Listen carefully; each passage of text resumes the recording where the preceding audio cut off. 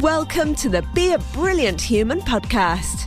You're in the right place if you're a growth-seeking being who acknowledges the challenges and delights of your humanity on the path to an ever more conscious life. If you want to feel inspired to love and accept yourself, to feel free to be and express you in all your brilliance, if you want to truly value yourself and others and feel energized and alive both at home and in the world, then sit back and take a breath as you explore and grow the brilliance of your beautiful human self with your host, the father of non-personal awareness and creator of the MPA process, Joel Young. Hello, and welcome to the Be a Brilliant Human podcast with me, Joel Young. We are at episode 36, which is all about self-forgiveness. And if you're brand new to us and you just found me, I'm delighted you're here. And if you're back for another go, I so appreciate you choosing to have me in your ear for this time. And I hope it continues to give you value. That's always my intention. Now, if you haven't already, please go ahead and hit that subscribe button wherever you are so you can be notified of when the episodes come out. And if you like what you hear, go tell someone about it. Go and say, hey, I heard this great podcast. That'd be great. I'd love to spread the word out and reach more people and hopefully help more people in that way. Now, today I'm going to be talking about a little bit about mentioning MPA, non-personal awareness, a simple way to stop taking things personally. If you haven't already, make sure you go ahead and download the sheet. That will really help you. It's a simple process sheet. You can find it in the show notes for today's episode, which you'll find at www.beabrillianthuman.com/36. And also, I'll be talking about the Unconditional Pivot exercise, which you can also download, and they'll both be in the show notes today. So how did I come to be speaking about self-forgiveness? Well, I had a lovely voice message straight through the podcast. If you don't know, you can always send me a voice message. If you go to beabrillianthuman.com, there's a button there that says leave a voice message. Hit that, record it, and it comes through to me, and you can ask questions or ask for some advice or just share a lovely comment or whatever. I got some lovely comments from Joyce, but also what she wanted to know was, she said she'd been listening to episode, I think it's 24, which is about forgiving the unforgivable. And she said that one of her family members was going through a really hard time and having difficulties with self-forgiveness. And did I know of anything that I could send her to that would help that person to sort of get a sense or breaking through so they could begin to forgive themselves? And I went back and I had a look at episode 24 and thought, well, I've talked a lot about, forgiving other people, especially in very difficult situations, but I didn't really go into self-forgiveness. So I thought today was the perfect day to really cover that topic. So in episode 24, I was busting some of the myths around forgiveness in general. So I'm going to recap those today and also talk a bit more about how they apply in the realm of self-forgiveness. I'm also going to talk a little bit about what it takes to be able to forgive yourself. If you're struggling with that, there are things in life that we can forgive ourselves for easily, maybe. But there are some of those things that can be a real challenge to forgive. So we'll talk about what it takes to get to that place where you can. And I'm also going to make some suggestions of some practical ways that you can go about that. So if that sounds interesting, stay tuned and let's get right into it.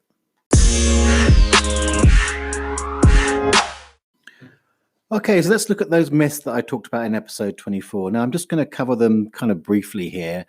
If you want the full skinny, make sure you go back and listen to that episode number 24. I'll link that again in the show notes for today.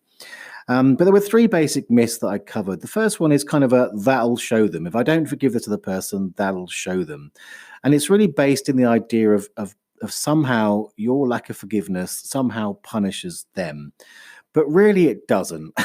It doesn't work.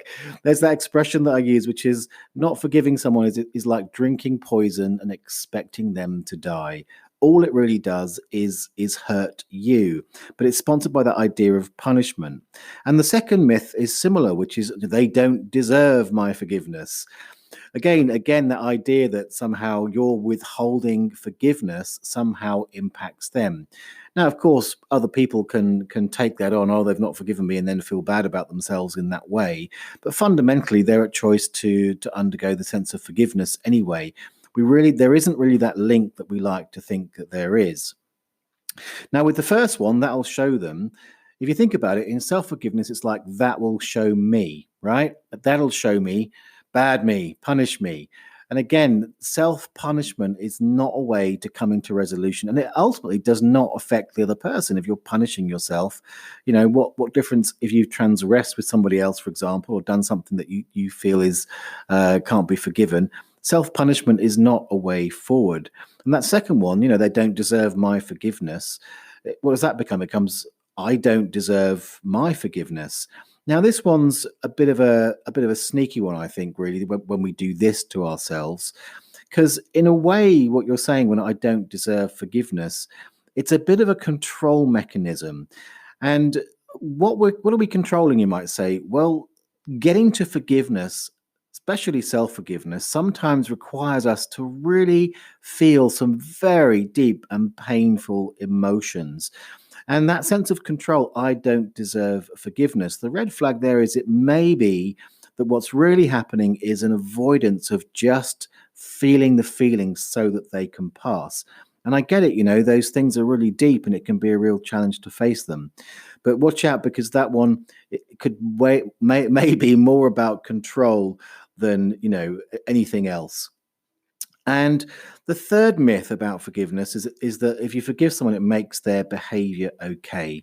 And the point I made in episode 24 was that, condoning someone's behavior and forgiveness, it's not the same thing. Forgiveness is really about letting go inside yourself. It says nothing about the other person's behavior.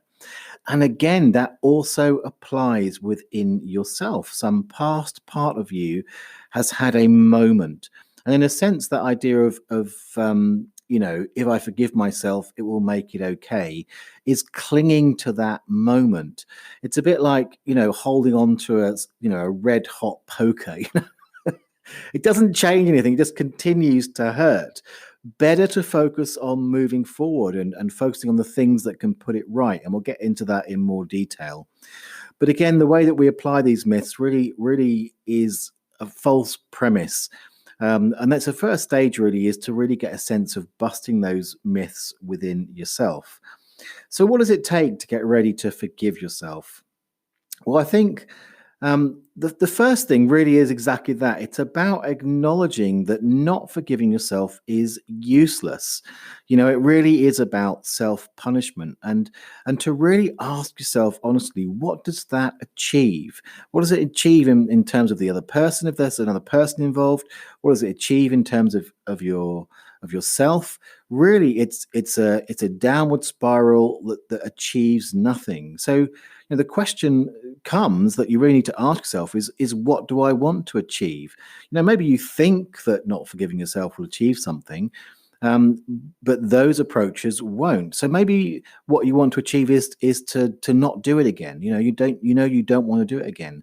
Now, that's not about not forgiving yourself. In fact, not forgiving yourself can hold you in that pattern.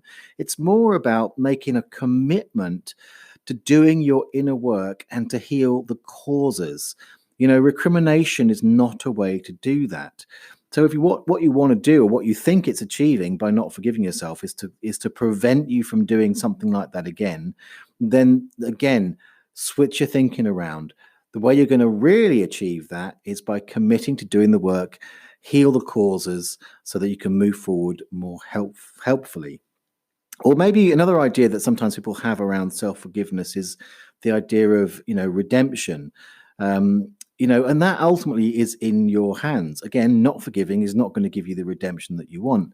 But maybe there's a part of you that sort of, again, is seeking for external permission or validation or something. And we may have all sorts of different beliefs and ideas around that. Maybe you think you need God's forgiveness before you can forgive yourself. Well, you know what? Have a conversation with God. If you were to really ask God, are you willing to forgive? Go to any text. Yes, you're forgiven. Okay, job done, right? But it may take some dialogue, and I'll talk about that in a moment. Or maybe you need the forgiveness of the other person if you've transgressed it. Now, sometimes that's possible, to literally go and ask for someone's forgiveness. Again, ultimately, you have to forgive yourself within yourself, but I understand there's a step that may need to be taken. In order to get forgiveness from someone else, you're going to need to really get and understand and hear them. I think that's one of the most crucial parts in actual interaction or dialogue. But another way, sometimes that's just not possible. Maybe they've moved on, or they just never want to see you again, or there's lots of reasons why you may not be able to speak to them in person. But you can still have an effective dialogue with someone through journaling. And we're going to talk about journaling and dialoguing in the how to apply this. But that's a way that you can do it. You can literally imagine in your mind that they're there with you, and then have the conversation that needs to be had so that you can get the forgiveness that you need, that will allow you to move forward, that will allow you to acknowledge whatever's been going on inside of you that meant that you did those behaviors or did whatever it is that you're not forgiving yourself for, or to understand and find that, at the time that you were doing the best you could then. And the final piece is that you can do is make amends. Again, if you're looking for that kind of redemption thing. So, this is something that's big as part of the AA program and those kind of things, is making amends, sort of going and talking to people that you feel that you've hurt as a result of the addiction, and making it up to them in some way. Now, it's a slightly grey area here. Again, contacting people they don't always want to be heard from, and it might not be the kindest thing to do. You need to use your own discernment around that.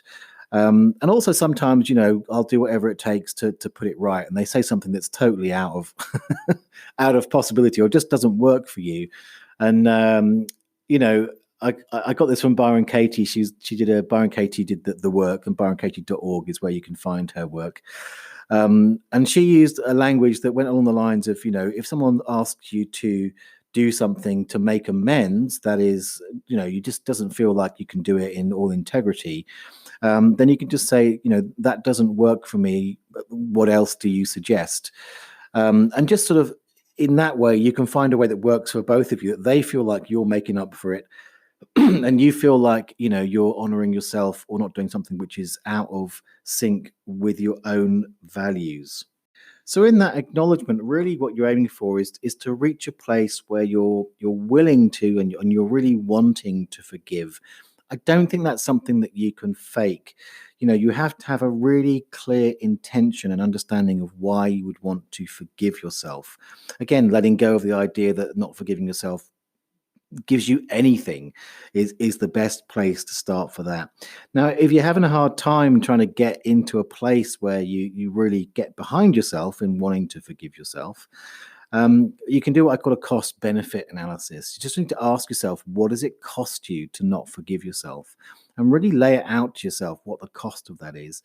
And then when you've really written out a long list of how does it affect you emotionally? How does it affect your life? How does it affect your relationships? All of these things, lay it out all on paper. And then, ask yourself, what's the benefit of forgiving myself? So at this point, you're not asking yourself to forgive yourself. You're just looking at what's the benefit of it. And again, how's it going to feel emotionally? How's that going to affect your relationships in a positive way? What's the benefit of forgiving yourself? And sometimes doing that little process gives you enough leverage to sort of snap out of the mindset of self-punishment and open the door to that self-forgiveness. And the other piece of that equation really is, or again, if you get a bit stuck, is you can ask yourself, this doesn't seem to work. I don't feel that. I don't feel this. Just ask yourself, what would have to happen in order to forgive?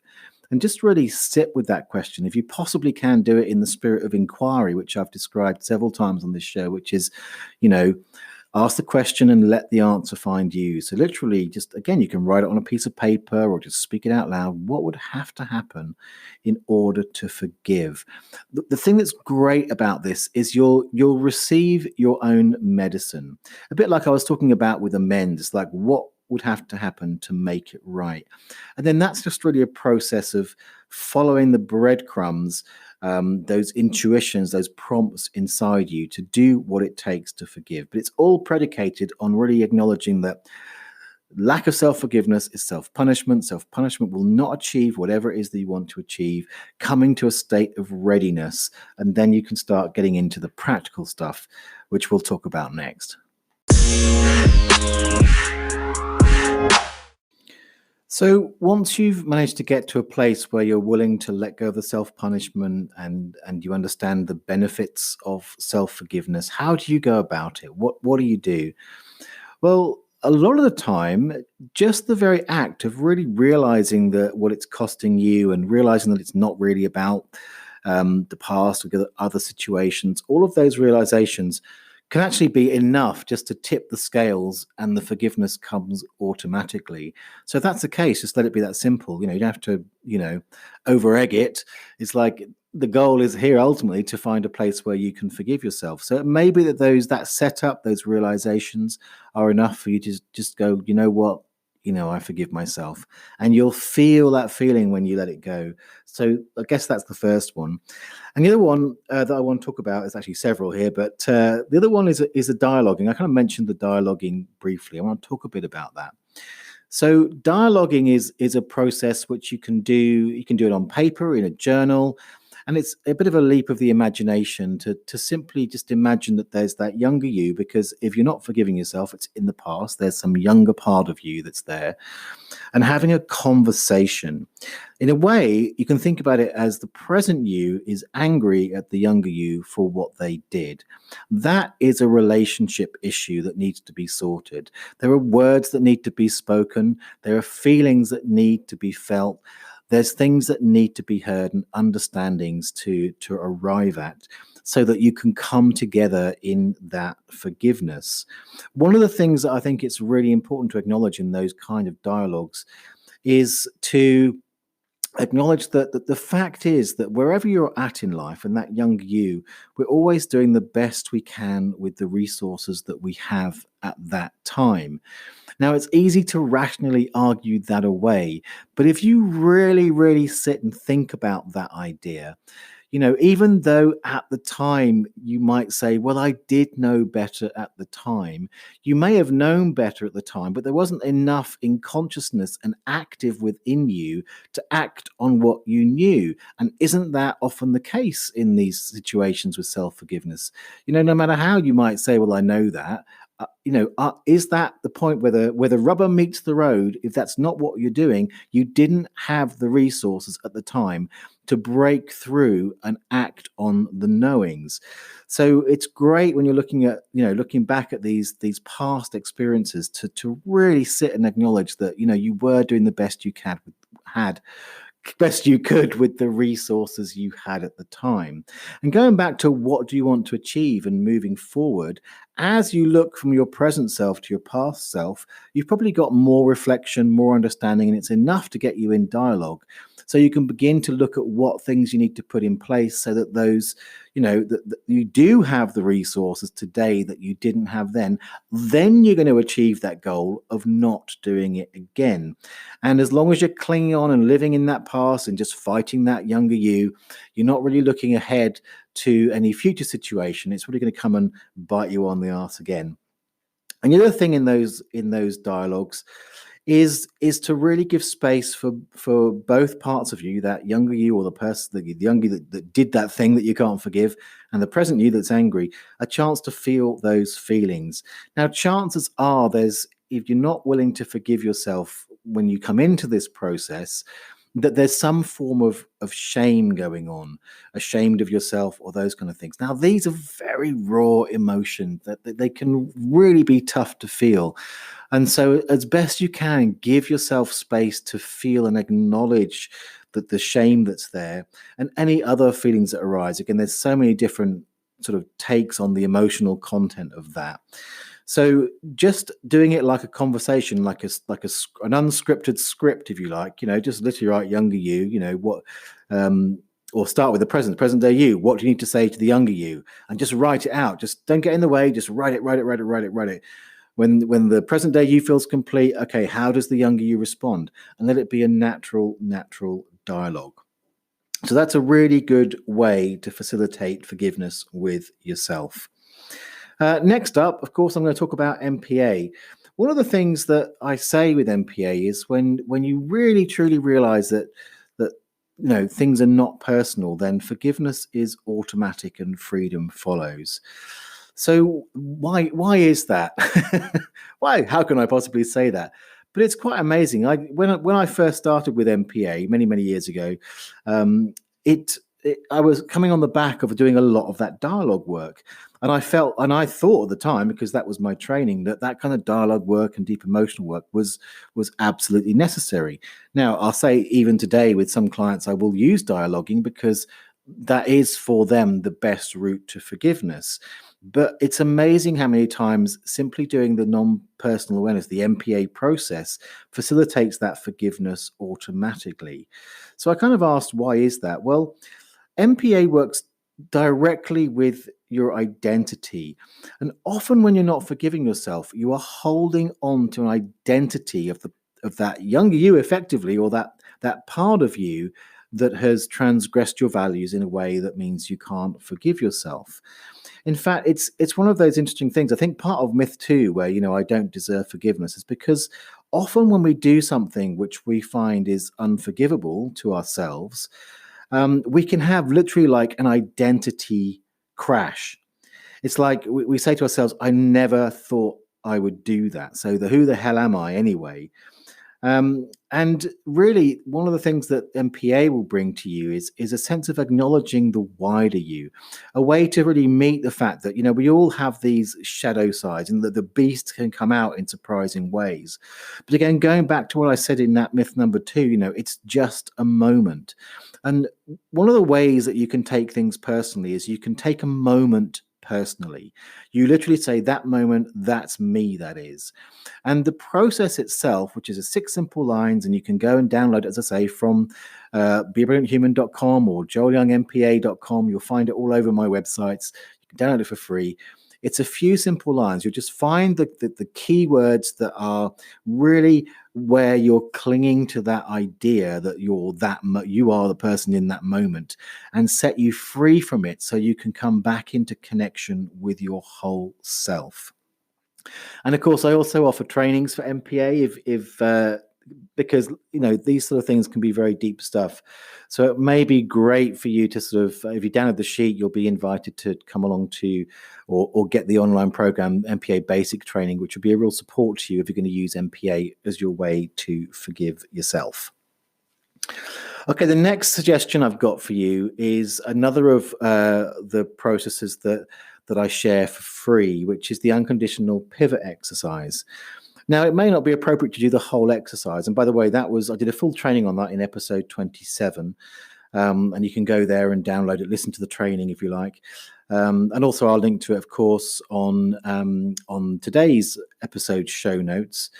And it may not at first seem like, how do I apply that process, which is really about having a sucky situation, discovering how it would feel to you if things were different, and then really letting yourself immerse yourself in those more positive emotions. So how can this work with self-forgiveness? Well, one of the ways that I set up the exercise, that the basic premise of the exercise is from Abraham Hicks, and which again you can Google, find out who they are. And but what I did to add to that was to do the second half of the process in a very gentle, very step-by-step way, because I find sometimes jumping from crappy emotions to good emotions can be a bit harsh and unrealistic and too much of a stretch, so it doesn't actually connect. So the second part of that process is to really sort of go through step-by-step process, so it gently you allow those positive emotions in. Now, the first of those is what I think is really applicable to the self-forgiveness. Again, if you are not forgiving yourself, if there's all that shame inside of you, if you just can't get to the place where you're sort of willing to acknowledge that this is really, you can't break through the barrier of what you know into actual action, then the first of those sort of phrases that lets it in gently is really good. So here's the phrase for you. The phrase is, I like being in the receiving mode of thoughts, energies, and perspectives that, and then normally you say that help me feel whatever the emotion is. But here I suggest you put on the end of that sentence that help me forgive myself. So the whole sentence would be, I like being in the receiving mode of thoughts, energies, and perspectives that help me forgive myself. Okay, so I understand that some of the language might be a bit woo-woo in that. Firstly, I like being in the is a soft thing. It's not saying I'm going to get myself into that state. It's like, I would just like to be in that place. Receiving mode is a very Abraham word. It just means I'm open to this. I'm open to and thoughts, energies, and perspectives. Just saying, and you can use the words. I like being open to thoughts, energies, and perspectives that help me forgive myself. Again, it's not saying that will make me forgive myself because I know that's better for me. It's saying I want to be in the energy that's going to support it. And then, you're more likely to be open to tipping the scales to a point where you can start to actively forgive yourself, or just literally letting it go. It can just come that easy. So how do you do that? Again, download the Unconditional Pivot, find the words. You can use other sentences from there if that helps to move you forward. It's a great thing to do. And, I sounded a bit like Trump there. Oh, it's a great thing to do. Laughing at myself there. But and it's something you can just speak out loud or write out, whatever way works for you. I find that saying those sentences out loud is a really helpful way to do it. That works for me. But again, find out what works for you. And all of that guidance is in episode 27. So you can have a listen to that and download the sheet there or from the show notes today. And the final thing I'm going to suggest is that you just get help.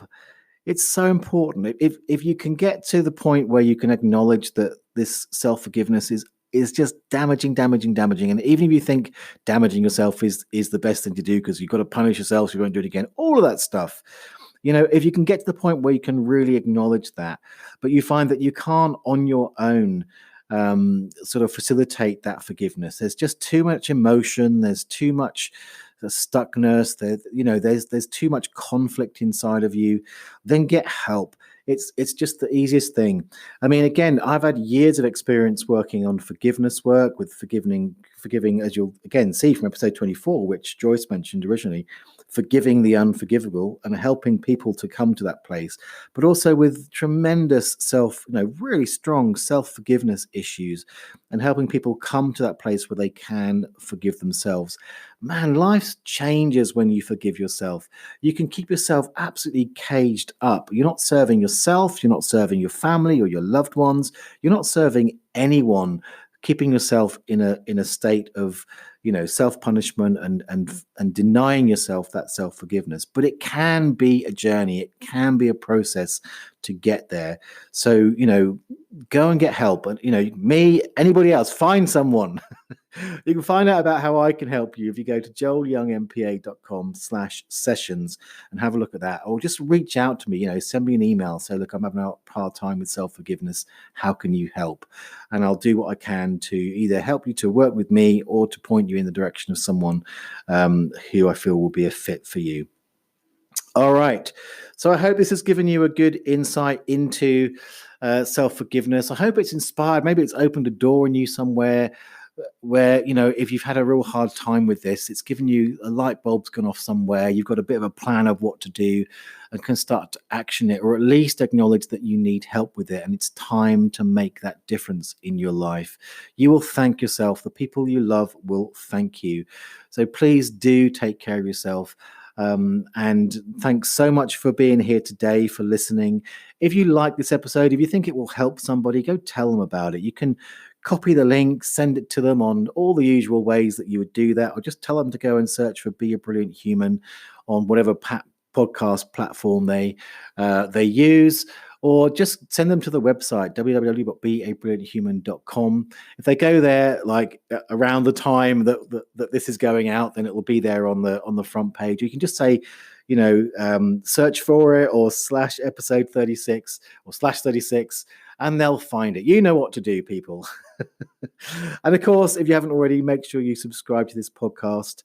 Again, I think it's such an important topic. I want to thank Joyce for reaching out to me on voice message. If you have something that you want me to talk about, something you're struggling with, just hit that, leave a voice message or send me an email, get in touch, let me know. I'm here. And I love it when, those of you who are listening to this podcast want my help and I can do it in this way. It's a real win-win for me. Thanks for being here. I will see you next week. All that remains is to cue the moo.